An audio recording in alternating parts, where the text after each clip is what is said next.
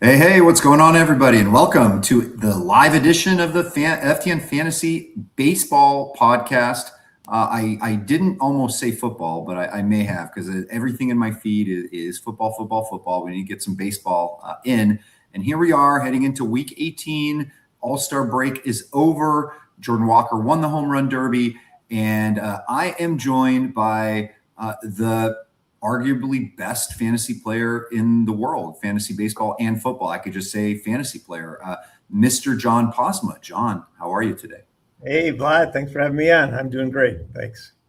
Yeah. So far we always say this around this time of year, like where has the season gone? It's flown by. We're already at that point of the year where there's 40% of the season to go. Maybe not quite stretch time, but it's just flown by. So how are you? How's the season been treating you? It's been a good season so far. Every season's a good season in terms of the enjoyment of this sport, right? Or this game. It's just so fun. And whether you're doing well or not doing well, I don't know. I've had teams that are terrible and teams that are good and years that are bad and years that are good. And to me, it's just such a challenging and fun game that we play. And I would definitely miss it if we didn't have it, right? So I love it. So, this year it seems like the All-Star break is a little later. Maybe it's not. Maybe it's always at the 60% mark. I don't really remember, but it's close. But over halfway, and a lot of people dropping off pretty quick to play football, maybe. So it's good. Good time of the year. I love this last part. Yeah, it usually is around this time, usually about 44% of the season left to go at this point of the year. Everyone still calls it the second half. It doesn't matter. But yeah, even if you go on Fangraphs and you look up first half, second half splits for previous seasons, that second half they're showing you is after the All-Star break. Let me ask you about just kind of starting there off the top. I'm sure we're not collective bargaining agreement experts. I don't have any inside information. I don't think you do. There's obviously everything seems to be really negative with the fact that they may not be even discussing things until December. The fact that they are so far apart. Like, what percentage odds would you give it of us having a season now, just based on what you know, what you think would happen? Like, what's the positive argument? I think there's the positive argument. There's a lot of money at stake, right? If they, I guess that goes both ways. I feel like there will be a season. I think there's going to be some delays, though, right? It makes this sport harder, or this game harder, in terms of the game operator and what to do, and drafts and live drafts and all that kind of stuff. But the owners are really gonna stay strong, I think, on this, and they're going to fight for that cap. And I think there's trouble coming on this. What do you think? Similarly, I'm generally an optimist. I was very much an optimist the last time we had this scare a few years ago. I do think it might impact our fantasy games and planning a little bit. I think they'll get it done beforehand, but not without stress. It's going to be kind of tearing on us. But these things always go down to the end, right? It's a shame that it can't be worked out sooner, but it never does get worked out until there's some heartburn, right? Exactly. Yeah. Heartburn's part of it. Heartburn, of course, we all get when we spend a lot of time on social media, a lot of crazy stuff going on here. So you might be watching this through social media or on YouTube, but FTN Fantasy baseball season keeps going. Got lots of articles every week. I have with us today, John Pausma. For those that do not know him, he is an NFBC Hall of Famer, several overall titles, dozens upon dozens of league wins, lots of close ones, a lot of ones that you've come close to taking down, but overall just a very consistent player year in, year out. And it just so happens, John, that your main event heading into the All-Star break is first overall. And it's a very strong team. We like to say, has legs, has bones, whatever it is. And there are a lot of good teams around you. I'm looking at about 100 points overall or so.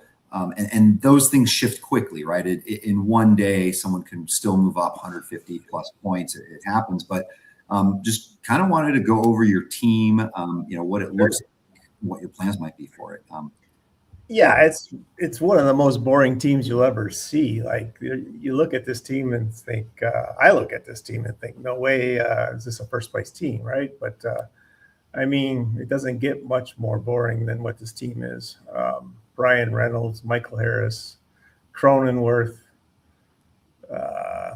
McCarthy, Buxton, Riley, Dansby, Stott, Aranda. I mean, not a lot of good stuff there, but good enough, I guess, for right now.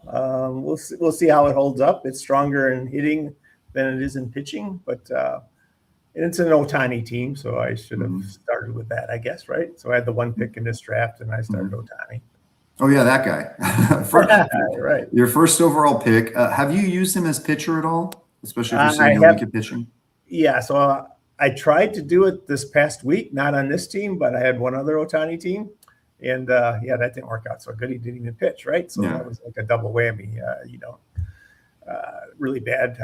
But that is a point here on this team is that given where I'm a little bit short to the field, perhaps Ohtani, if he is healthy the rest of the way, I could use him as a pitcher, and I might do that. And you've got Byron Buxton on this team. Hopefully he'll be back soon. And correct me if I'm wrong, but your style of play, you're not the massive spender. You're not chasing the prospects, and we've talked about it a lot. With the main event, it's a smaller pool of teams. You've got less than 1,000 teams, whereas the online championships, another game that you're really good at, you've got closer to 3,000 teams, and so the smaller pool of players, like we don't have to go super pizzazz, and that's both with draft and in with FAB, right? A lot of it is good timing. A lot of it is good allocation of resources, spending your money wisely. I know you picked up Sam Antonacci at a phenomenal time. He's just been good the whole season and is part of this fantastic offense there with the White Sox. And then Jake McCarthy, right place, right time. You grab McCarthy.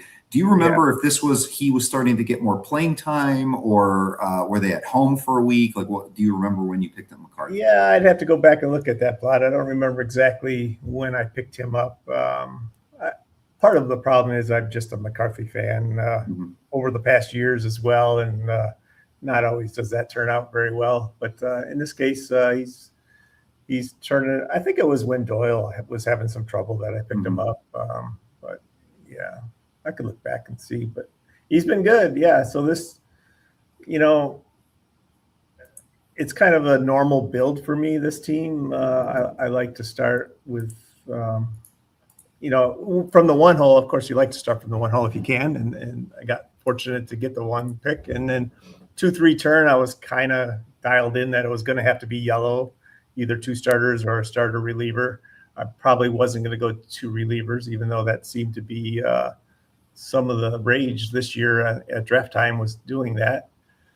And then, so I took Sale and Yohan Duran. So that worked out fine. 4-5, Riley, Framber, and then Buxton, Iglesias, 6-7, Harris and Sonny Gray, 8-9. And of course, you got to add Dansby. I always have Dansby. So I think I've got him on 5 of my 6 main events. So, I'm definitely, don't label me a Cub fan because I definitely am not, but I do like Dansby. That's going to be a lot of fun, right? So I have him on like my TJFBI team, which is winning the league and everything. But you're like, man, I wish I had him on some really good teams. And he kind of does fit that profile of an underrated player in fantasy because he isn't all that, exciting. He doesn't have, the high floor and everything. He is a former first overall pick, but for most of the season, he had been underperforming. He was hitting in the bottom of this lineup. But what was that feeling when he was just having those massive games? I'm guessing you were watching some of those games, just seeing him go off for, RBI records and all kinds of stuff. It must feel good. He had a pretty good weekend there, or week. he's been hitting low in the lineup, like you said, and not been overwhelming in his production. But then at the end of the day, he always gets his numbers, it seems like. So he's hurting you a little bit in average, but he does everything else. So, yeah, he's been a good player. I like him. I've always kind of liked him. So we'll keep rolling him out there.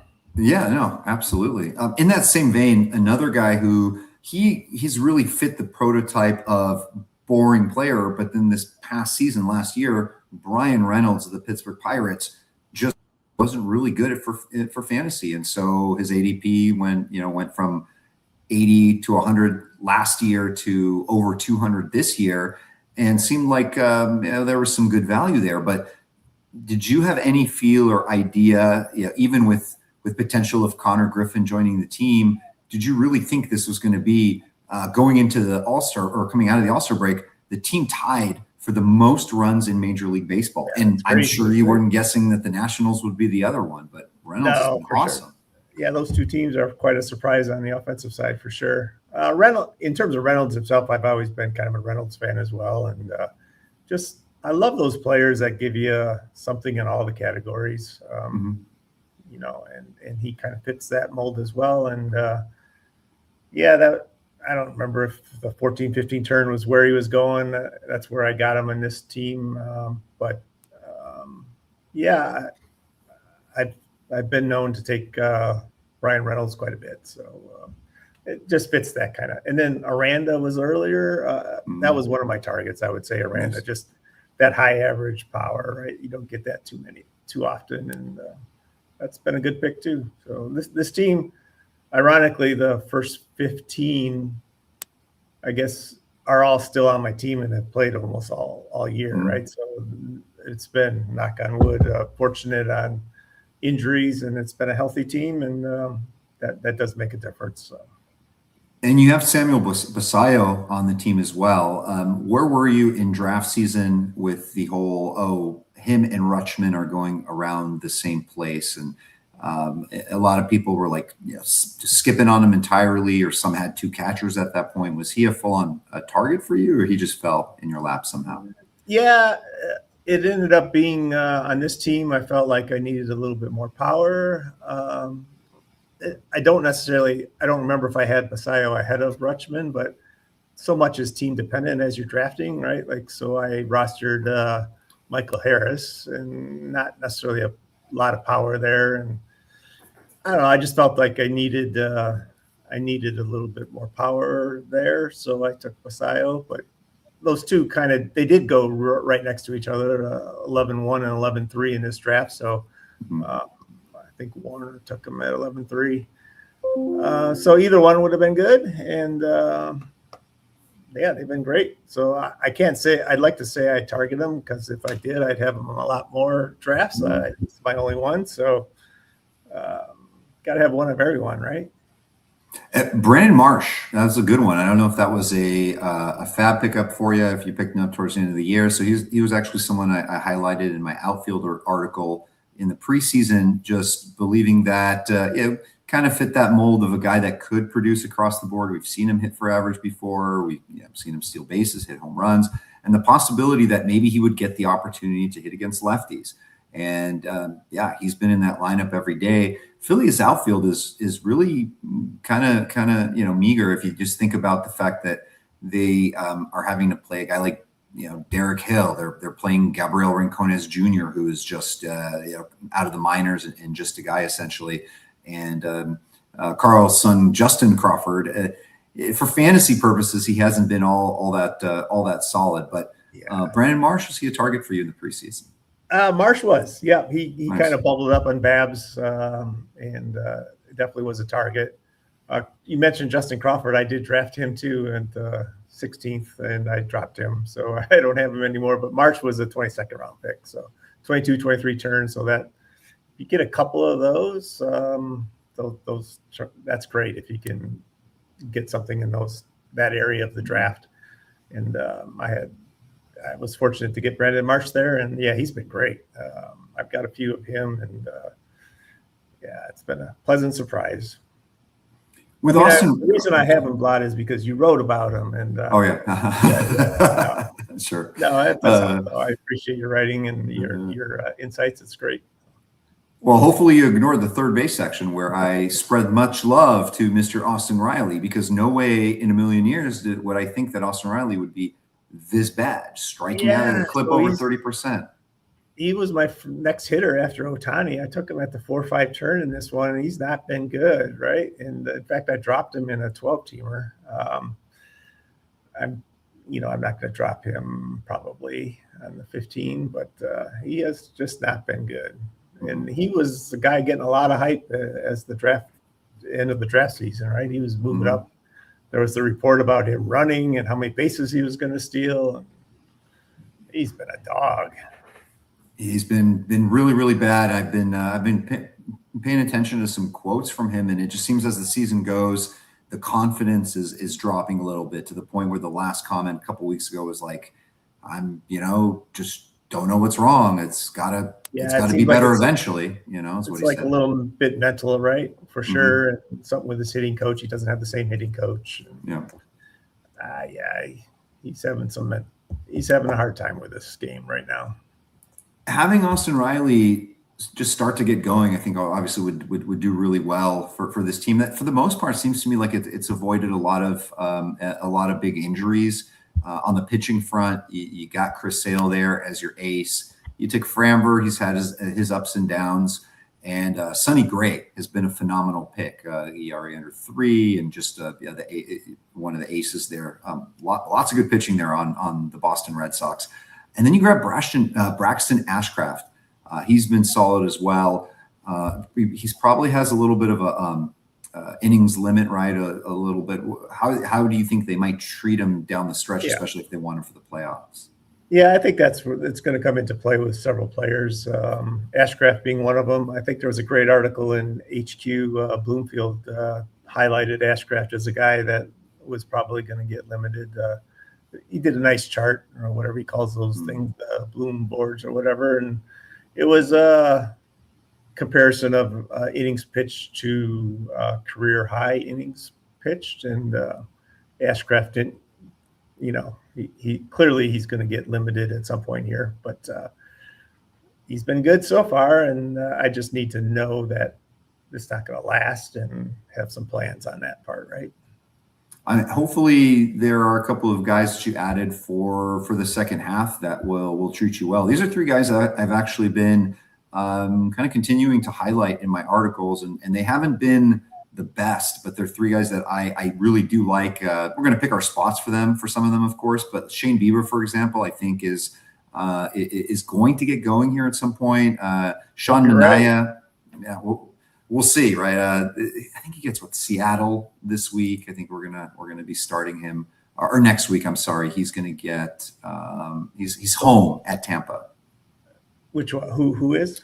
Shane Bieber. Yeah, next week. He's home against the White Sox tomorrow. So we need that to be good, and then hopefully we can keep rolling him. But I've got a couple Biebers, and that's just one of those guys that you hope can carry the second half. Yeah, Sean Manaea is another one. I think again we pick our spots for him next week. He's at home against the Dodgers, and I think if people love alternatives, they might choose to go that path. And then the third guy I like a lot. He was the closer for the A's for just a little bit of time, but he's a big strikeouts guy. His velocity, even his strikeout rate hasn't dipped all that much since he's jumped in the rotation. So he's good for strikeout leagues, leagues that count strikeouts and earn runs, because he's definitely been giving up a lot of those. But again, is a guy maybe we don't start in the heat at home in Sacramento, but for road starts like next week at the Diamondbacks, that's something I'm going to probably want to start. Which guy are you talking about? Perkins, Jack Perkins. Yeah, I've had my Perkins run. I'm done with Perkins. You can All right. You can roll Perkins, but oh man, no, I can't do it anymore. It's difficult for those guys because it's similar to the Rockies, right? I mean, obviously you have some stronger arms there with the A's, but with Rockies pitchers, I remember in the days we were drafting German Marquez early. He was going top 200, but a guy like that, when You just know first week of the season he's at Dodgers. Like you can't start that. How do you draft guys like that? So yeah, I definitely. This short week gets a little tricky too, right? Because you're wanting to get as many pitchers to pitch, but some of the matchups are so bad, and the alternative is a 0, just because there's a short week. Those are hard calls. I often regret starting a couple guys, and like this week, I'm starting Manea at Philly, right? So that I could regret that tomorrow, and I can't change it at this point because that one's locked, right? So we'll see what happens. I don't hate it. Yeah, you like it? Below average, yeah, below average, WRC plus in many categories against lefties. So Manea could maybe get away with it. I thought Jax was going to be okay too, but I guess not. Not today. Not today. Not today. Two other pitchers I wanted to mention, two other starters that you have. This is impressive, and this is a very big part of fantasy success. It's the difference between, honestly, in these competitive main events, winning your league or not. It's knowing when to sort of back off. That's exactly what you did with Bryce Elder and Walker Buehler. You got a lot of their good starts, and you avoided the disasters. Like I'm looking at your team of.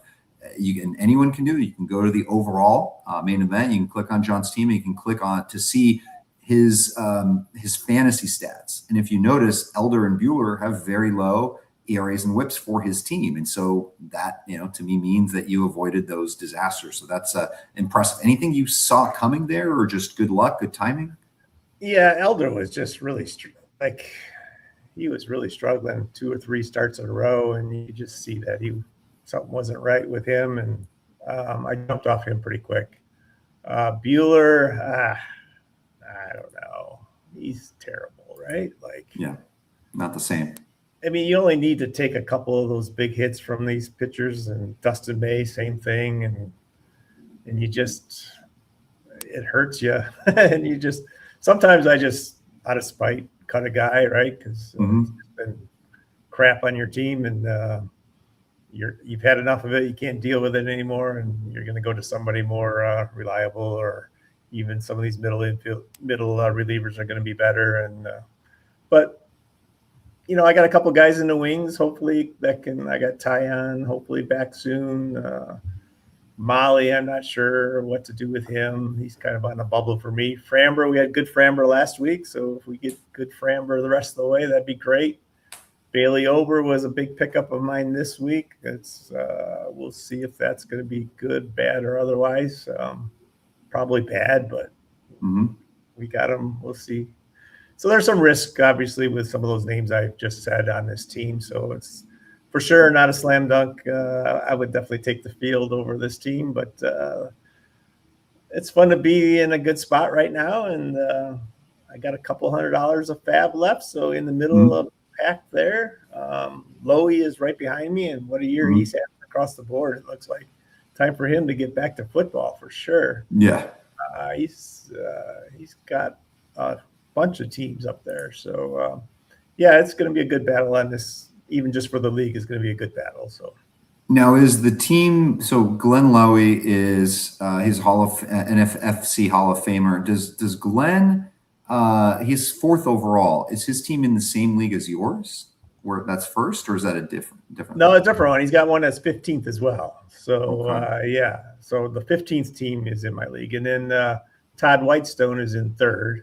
He's back a little further on the overall, but I think that might be Todd and James together, maybe, or maybe just Todd. I'm not sure. Sometimes they do it together.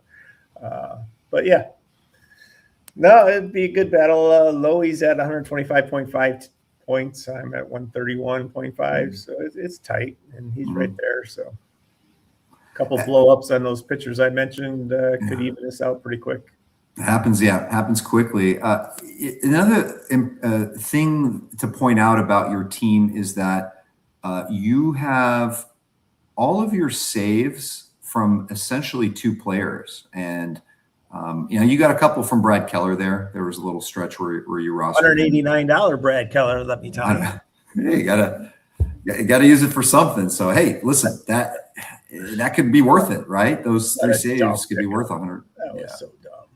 Anyway, yeah. But you kind of proved the theory that if you can just get two strong closers, you paid up for two guys, and in Duran with your third pick on the turn, and then Raisel Iglesias, there was a little fear of Robert Suarez signing a year longer deal, and for just $1 million less than him, that he could take the job. And so there were people taking Robert Suarez around 150, but I think you took Iglesias probably somewhere between 80 and probably at the 90, 91, that 5-6 turn. 6-7 turn. Yeah. I guess I must have missed Gecko's podcast, so otherwise I would have taken him. But I'm glad I missed it. Yeah, I mean, no, it's been great. I remember that. You never know what I never know what's true or not with that. Good man though. Iglesias. He is not. Oh, he finally gave up a couple home runs. So he had a long stretch, probably 3 months without giving up a home run. So it's a great thing to not have to chase and spend money, spend fab on closers. I mean, you did anyways. It would have been nice to just have a third. Right? Yeah. Thought it was going to be really smart to get that third one, Brad Keller. He's going to be great. He's done for the year, by the way. I know. He's torn arm. So not good. So at this point, we kind of laid the foundation for the squad. You said you have a couple $100 left in fab. At what point do you start looking more at overall standings versus league? How often are you clicking in on the overall standings, and how are you looking at attacking categories? And part of that question is also, does it have a lot to do with who's chasing you in the league, how close they are? Yeah, so I think it's important to look at categories all the time. It's just logical that you would in terms of the league. And then in terms of the overall, I think you get an idea about halfway through if a team, sometimes you kind of know right after the draft that you got a good team, right? And sometimes this team I felt was a good team pretty quick. And it's been up there for quite a bit of the year. And I'll be honest, I look at the overall quite often in terms of the categories. So, and that's just a function of identifying the areas where I like to use the 80%. I'm sure people have heard me talk about that before, and you can pick whatever number you want. You can make it 85, you can make it 90. I don't think it really matters which one you pick.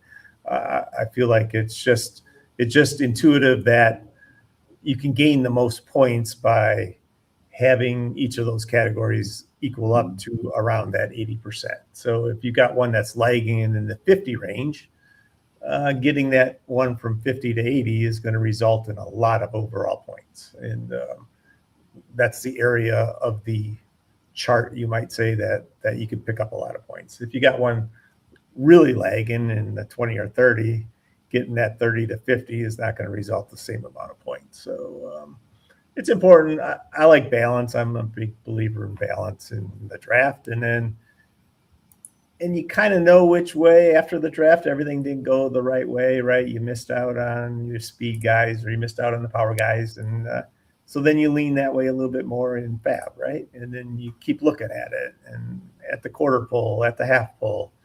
Now we're at the 60% mark, right? Where are you at? And for me on this team, homers, RBIs, average, and stolen base runs, homers, RBIs, average, all over 95%. So there's not much to gain there. I just got to keep them near that area.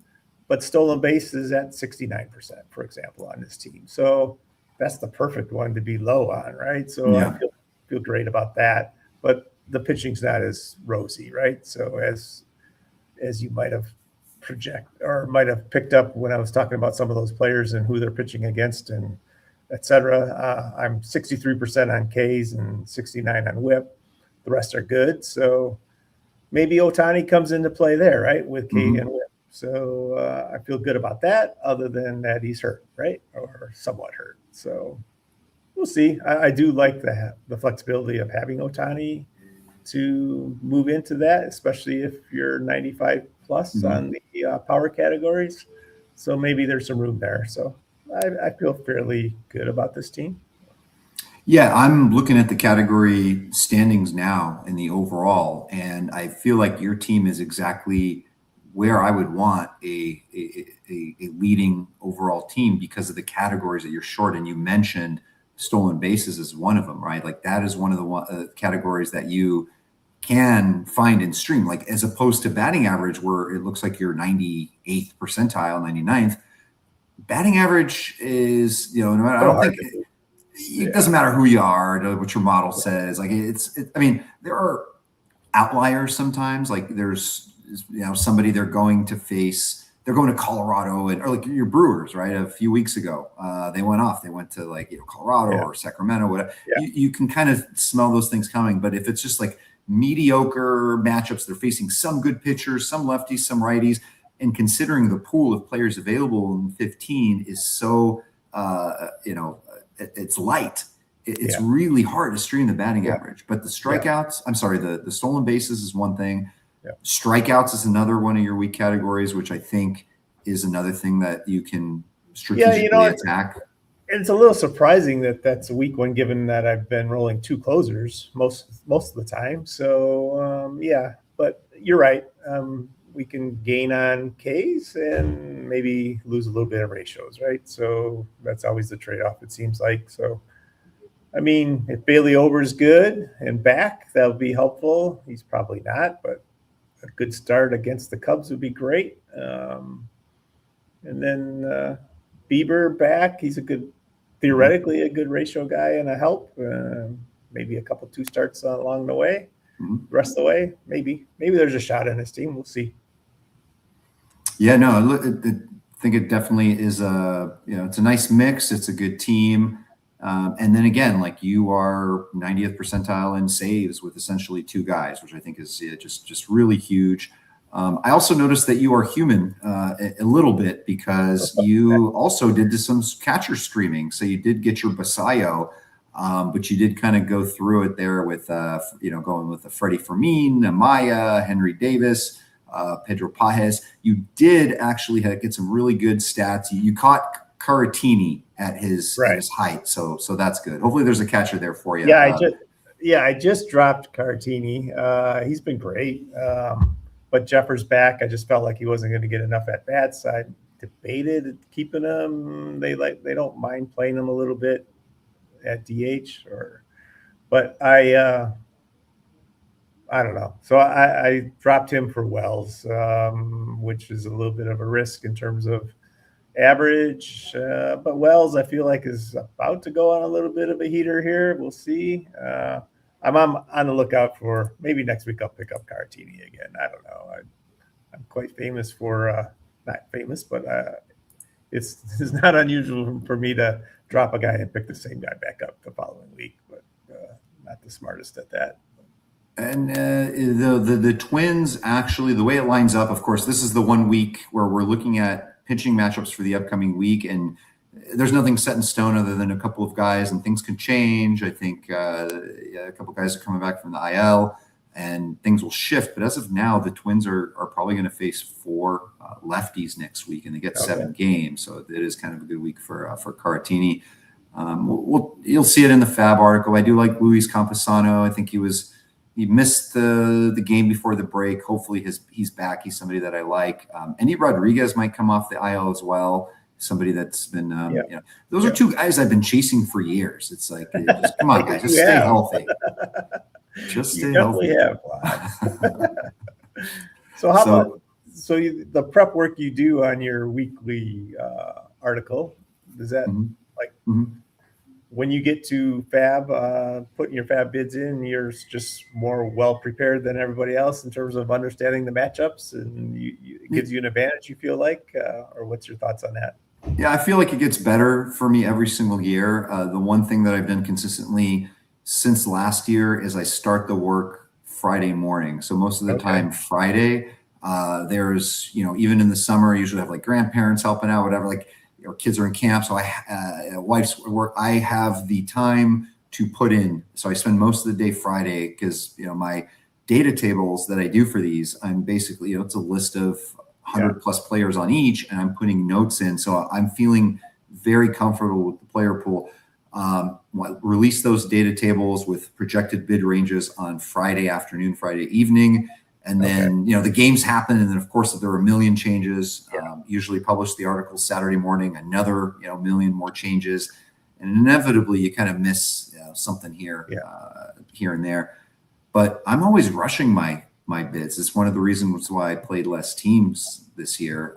So I just have 2 main events, 4 OCs, and then a couple industry leagues. And for those fab leagues, I don't feel like I'm scrambling as much as I used to when I'd have like 12, 15 fab. There, you make mistakes, or you have things that I don't like to do, like having the same player on your second bid because you're rushing and you don't get it, things like that. So we were in that Las Vegas Saturday main together. I think you were across the way towards the end, and that was a fun draft. You're right behind me in that league, so that's a good race.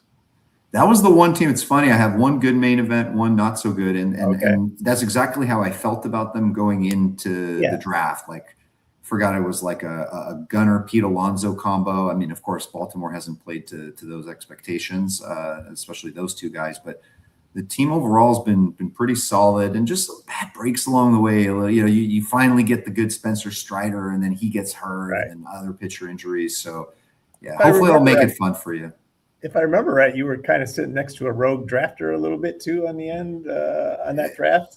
It's always nice where I want to get one of these two guys, but there are 2 picks in front of me. Oh wait, he just took so and so. All right, let's go. Those are always nice. Yeah, no, that was good. Sometimes that happens though, and a draft goes haywire, and sometimes it's hard to take advantage of it though. You end up with a team that you feel like you should have taken advantage of a situation better, and then you get in a real tough room and you end up with a better team. Sometimes it's hard to figure out. This is a crazy game. It really is. Really is. So let me ask you some random questions here. Just not random because they're all related to fantasy baseball and fab. But if like all roto categories are being equal, like what have you historically spent more when you do go for the 150 plus player? Is that usually more a hitter or a pitcher? Is that something you've looked into? Yeah, no, a little bit more. I probably take a chance on a pitcher in terms of fab bids.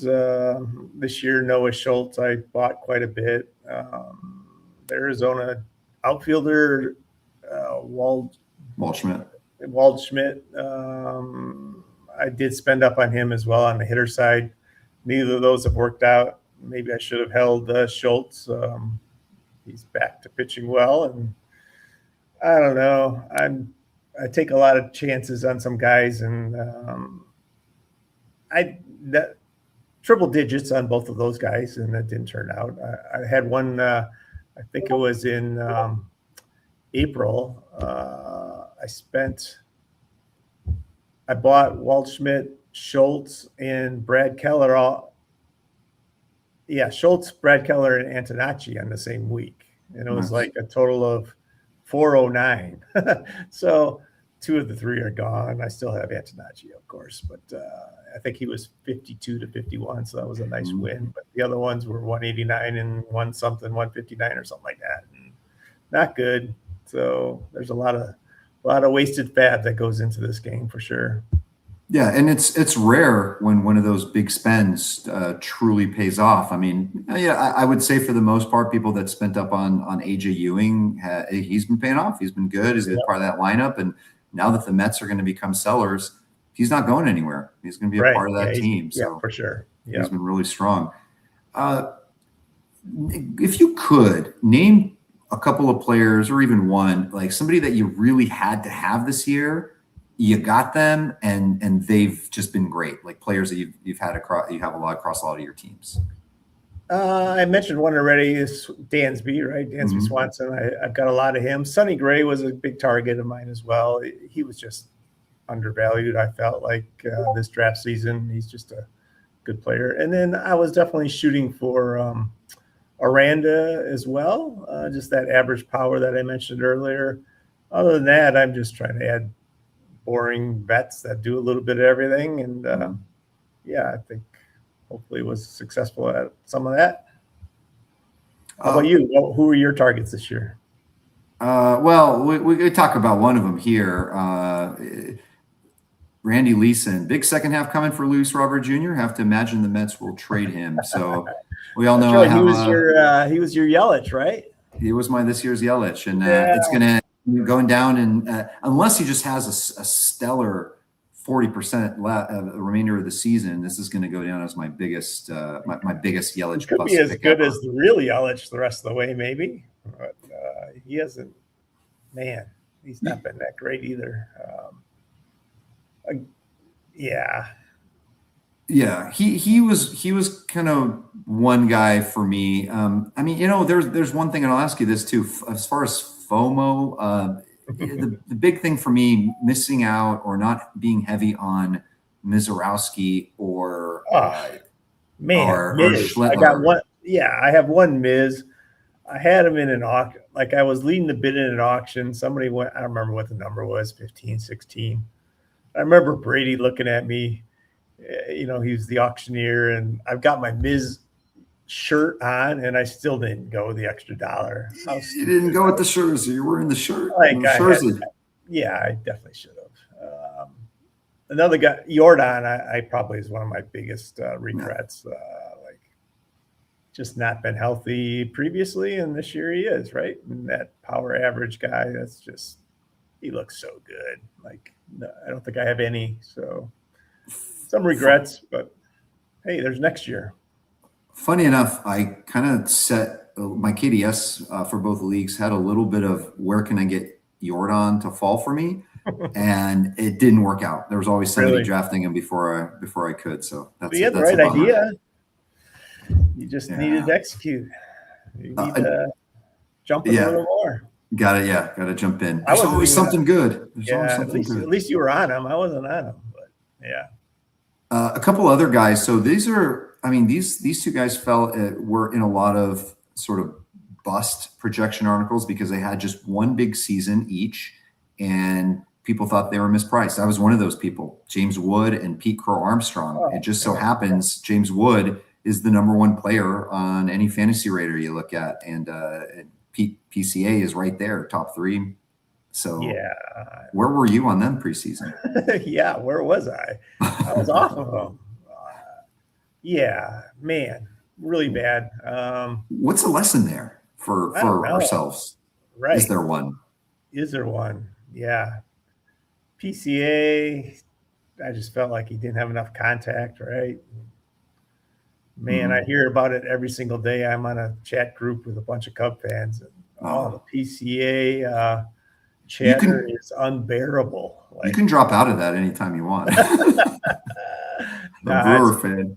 I give it back to him, so it's good. But lots of PCA. Terang was a guy I was on. And back to the guys that I was on. Thinking about the Brewers and Cubs. Terang has been great. So that guy. Well, and he should have been an all-star. I don't know. That's crap that he wasn't, but whatever. One good thing I just thought of this. Remember, the one good thing, both my main events have Jordan Walker. So that was somebody I really did buy into the mechanical changes and approach. Just such a big guy. I remember him in the preseason a few years ago in spring. He was just tearing it up. Then he had a pretty nice rookie year. Like, it was decent. And then it just seemed to me a lot of it was just, mental, some mechanics. So it's really nice to see him fix it. And so, I think he's been great. The moral of the story here probably is those guys that were highly rated prospects or were, on these lists, James Anderson and such, whose ever list, I think he's probably the best one to get a list from for prospects. But the guys that were up there at one point, sometimes it just takes a little longer, right? And all of a sudden it clicks like it did for this year for Walker. I'm more likely to probably lean into that a little bit more going forward. It's just, hey, some of those guys just take a little bit longer. Something clicks, whether it's a coach along the way or a new organization or whatever, or a new coach, and boom, it all hits, and you got a stud that you didn't have to pay a lot for. We're gonna kind of wrap things up with a little bit of fab preview, Sure. but before we do that, I want to. How can I pass an opportunity to talk to a lifelong Brewers fan about some potential Brewers fantasy value? But before I even do that, I want to ask you: do you, even though you guys haven't won one lately, do you still consider yourself kind of like spoiled in the fact that your teams are just always good and fantasy rich, or are you just like, but we never get there, so it doesn't matter? Oh, the Brewers, they can be fun. They're fun to follow. They're just, I just embrace the hard work ethic that they characterize. And it feels like they got something special on the pitching side with their pitching lab and Chris Hook and whoever the other guys are behind the scenes. It's not really a surprise anymore when somebody gets traded to them and they turn out great, like Harrison and so many others. I think what they did with Miz isn't hurt, I don't think, at all. They're just managing his innings. They Doing the right thing. purposely had him pitch lined up for the Sunday, and then they pulled it. They never intended to pitch him that Sunday. They just didn't want to pitch in the All-Star game, and smart. They're going to let him sit this week, and he'll pitch against the Mets next week, I'm sure.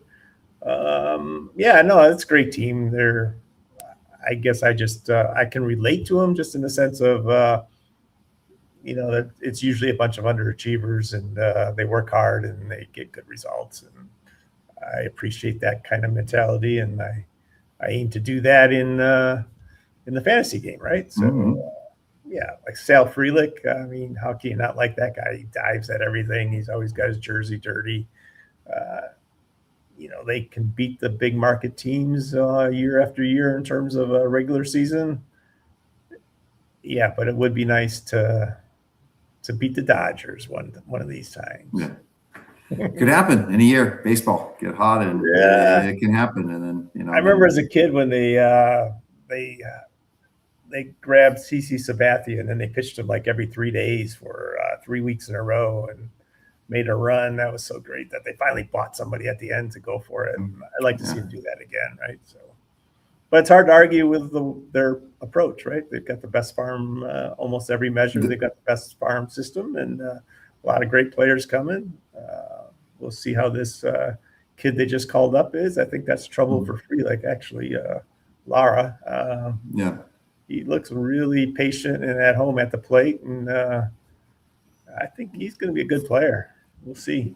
Well, that's one of my questions. Do you see him sticking with the team for the rest of the year? As you go to roster resource, you see him as a short side platoon guy in the outfield, kind of the fourth outfielder there. And then obviously, I don't know, maybe if something's been off with Jackson Churio, but he had a couple of days of rest last week. And there's something there, right? Like that was unusual that he sat that. He's got a little bit of leg or something going on, I think. But I think Lara sticks, to answer your question. I think so. Okay. He's a better option than Blake Perkins, I think, and at least for the bat. And he's maybe, would you say probably not a 12-team target, but him being 20%? Yeah, I think so. I think that's right. Yeah, I agree with that. 20% is available in main events. So that's where he's at. Okay. Yeah. Yep. So make sure to target him unless you're in John's league. Who knows? Brewers never know what they're going to do. They could cut him they could send him back down by Sunday. Who knows? Yeah. And then another hitter I want to ask you about, Andrew Vaughn. The percent. The numbers are up as far as like the rate stats, underlying metrics are okay, but he's just not playing much. Like I don't watch a lot of him. Why isn't he playing? Yeah, he's hitting lefties well, but. They're infatuated with giving Gary Sanchez DH at bats, it seems like, and he's got a little pop, and they're so short of pop. They're among the league leaders in runs, but they're at the bottom in home runs, right? It's just the way they play. So you would think Vaughn would get more run at bats, but you're right. You look at his average and you think, oh, he's having a great year. He's still hitting around 300, but so he doesn't hurt you terribly, but he just doesn't get enough at bats. So he's been frustrating for sure. Yeah, yeah, and Jake Bowers, he's been phenomenal. So that's one I have in our league together. So I got You got Bowers there, Bowers? and Yeah. he's just they're just always facing righties. He's always doing something, stolen base Yeah, here. he's not afraid to run. Yeah, he's been great. So sneaky. Last one here for you on the Brewers. Sure. Who do you think among these four is going to have the best career when it's all said and done? We're looking at 15 years between Logan Henderson, Shane Drohan, Robert Gasser, and Brandon Sproat. Who's the stud and who's the dud? That's a good question. I really like Drohan. I like him, but I don't know which one has the bigger pedigree and all that. I'm just thinking about from what I've seen and watched. I like Drohan. I don't know which one will have the better career, to be honest. I was hoping you were going to ask me about like Terang or something like that. Yeah, he's the guy. He's legit. He's amazing. Yeah, he is. All right, some fab. Little look ahead for next week, and for the most part, it's dry. It's going to force people to maybe spend up on something for a streamer. Like for example, Tyler Locklear, he's back up with the Diamondbacks. Hurt for a big part of the season. Remember him for Seattle not long ago. Probably going to steal a little bit of playing time from Eldemaro Vargas. Tim Tawa might move off of first base, but they got a bunch of righties, a bunch of lefties coming up next week. So he's somebody that's interesting. And then you know much about this kid, Tommy White. So not to be confused with Thomas White, the pitcher for the Marlins. Tommy White's got he apparently had like some deal with Barstool when he was in college because he's just this like big swagger guy. He wears a bunch of chains like Max Clark, and he's had long hair. And now he kind of looks more clean cut, and he's a personality. So he's coming to the A's, and I really don't know what to expect from him. Yeah, I don't know either. That's one of the guys I need to look up a little bit more between now and Sunday. But I'll probably just go for more of the boring guys, Gleyber Torres or Semien or some of those guys maybe. But Tyler O'Neill's available a little bit. I like him. I picked him up a little bit already. Trevor Story, if he's there, right? He should be back this week or next for sure. I think that would be a good pickup.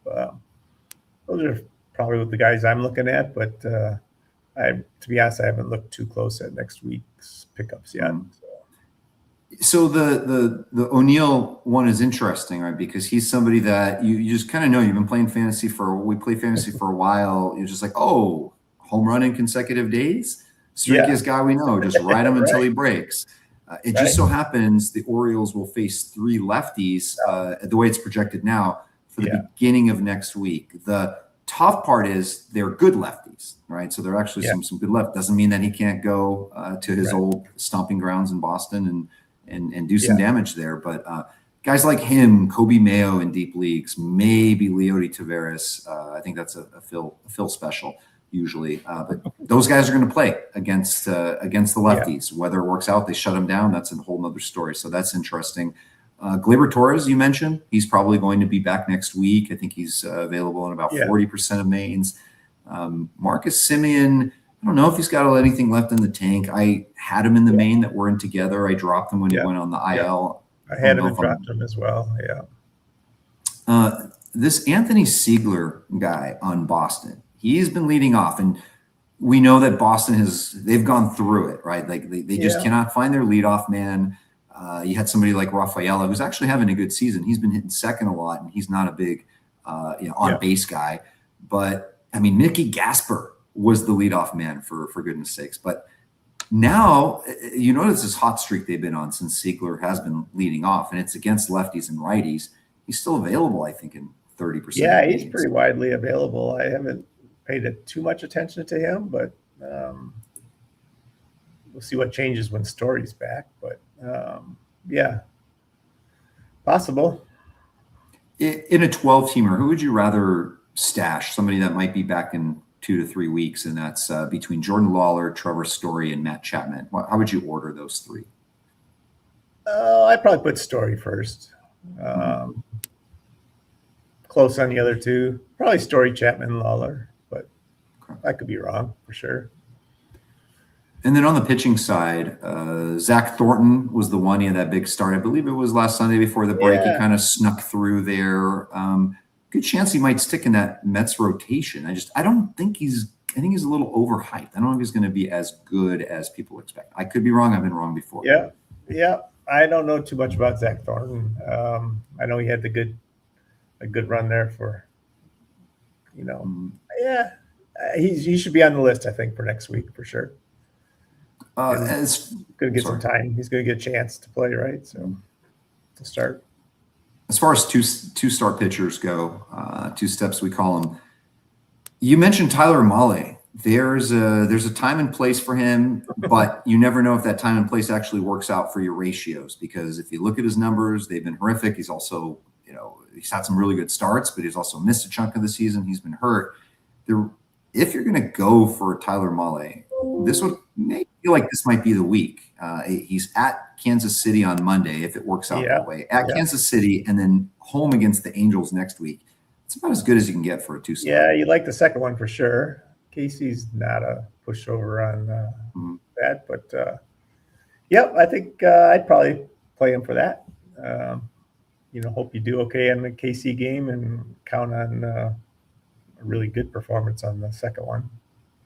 But just when you think that and you do that, then there's a rain out or something like that. It's just this game could be frustrating. And then the next week he's a two-star again, but now they're not nearly as good matchups, right? It seems like that's what happens sometimes. But and it's tough, and especially in your spot, having to make that decision. That's a decision that can be really grueling sometimes, because you're looking at gaining in the strikeouts category, and if that changes, it's him versus a mediocre one start. Those are hard decisions. Or maybe the Canadians start some more forest fires and we can't see anything, and we got games postponed, right?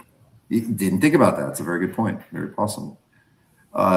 Jansen Junk for Miami. I don't know if he's your kind of guy. I kind of like him because of his control. He's that kind of guy. No, I said I don't know if he is your kind of. He does seem like he would be. I like Jansen Junk. So I didn't want to make assumptions. I think he's a good one for next week at Houston and San Diego, right? So home San Diego for the second one. I like that. I like Jansen. Yeah, I think he could be okay for next week. Yep. A couple more here. Would you have him over Mahle in your queue, or which order would you do it? I would, because I feel like I'm kind of a never Mahle guy. I don't know, for some reason. I feel if I really was fighting for something, I would probably bid on him on Mahle, but I don't know, just something. I just haven't been a fan. And then there's also I don't know if this is worth it here, but Jeffrey Springs has a road two-start. It's at Arizona, at Minnesota. If I'm not mistaken, he's allowed more home runs than anyone in baseball. I could be wrong. Yeah, I think he's he up leads the league in home runs given up. Yep, I think so. Yeah, he should be better than he is, right? Like, what's wrong with it? Like, is it just the park? Is it mental? Is it what's with him? Guess we'll see how he does today, right? So he's not a two-start next week then, right? I think isn't he? Is he starting today? I thought he was starting today, but maybe no. If so, then they're starting jump today. Never mind. You're right. He's confirmed for Monday. Yeah, so at Arizona and Minnesota. Yeah, I think that's that could work out. Yeah, he does lead. Let me see. He has allowed the most home runs in baseball. He's allowed 26. Right behind him is Zach Littell and Aaron Nola with 23 and Managa at 22.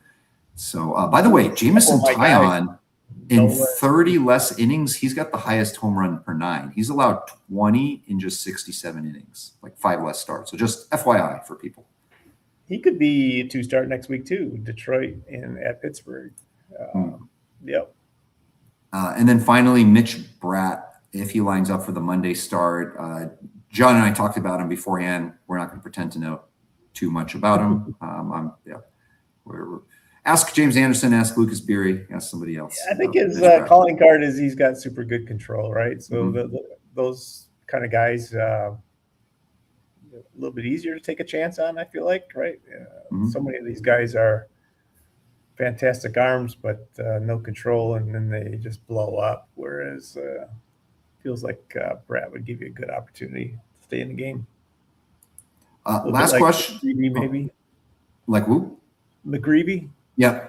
Yeah. Groovy. That's right. So instead of asking you about Jordan Romano, because what kind of really good answer can you get? Let's get we have a user, a watcher, viewer question on the Brewers. John, are the Brewers going to make a splash at the trade deadline? They have a black hole at third base and shortstop. And do you think they go after Skubal? Yeah, I think they're not going to go after Skubal. No way. I don't think so. That'd be great, but that would be so out of character, right? Pratt's done decent. I don't think I'd consider Pratt a black hole. Joey Ortiz, I would consider a black hole, though he's hit a little bit better.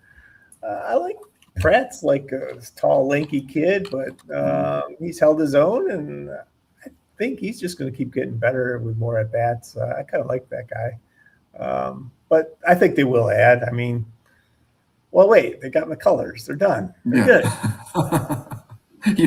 I don't know. All I know is I'm drafting McCullers next year. I know he's been the worst forever, but like he's on the Brewers now, so we got to do it. He's probably starting next week. He's gonna come away with a win. He's gonna come away with a win next week. So here we go. Gotta love it. Yeah, and everything I'm seeing online, it's about things I don't necessarily see happening. Like it's maybe after Joe Ryan or Kevin Gausman. Like it just not seem like the kind of move that the Brewers. Yeah, they definitely value the young kids, and the way their owner acts in terms of payroll. Then that's the best way for a cheap payroll too, is to keep the kids. Mm-hmm. So it feels like that's what they're going to do. Unfortunately, I'd love to see him trade for a bona fide ace, right? That'd be great. Mm-hmm. And they definitely need the commenter, whoever asked the question, is right about needing another bat too. They're just short of power, and when you get into the playoffs, it becomes pretty apparent. Yes, because the clock strikes at midnight eventually for Jake Bauers. You just hope that it's after the season. Yeah, you've had a good run with him, Vlad. Keep it going. John, this has been phenomenal. It's always wonderful. I make sure to have you come on to the show every year, and just phenomenal player. And I really wish you lots of luck here down the stretch and finish strong. I'm sure you will. If not with this team, maybe with one of your other teams. That's good. Yeah, you never know. I appreciate it. Thank you. Good to be on. Thank you. Thank you again to John Pausma.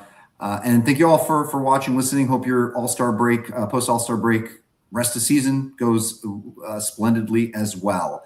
On behalf of Jason Anthony and FTN, on behalf of John Pausma, I'm Vlad Sedler. This is the FTN Fantasy Baseball Podcast, and we'll talk to you next week.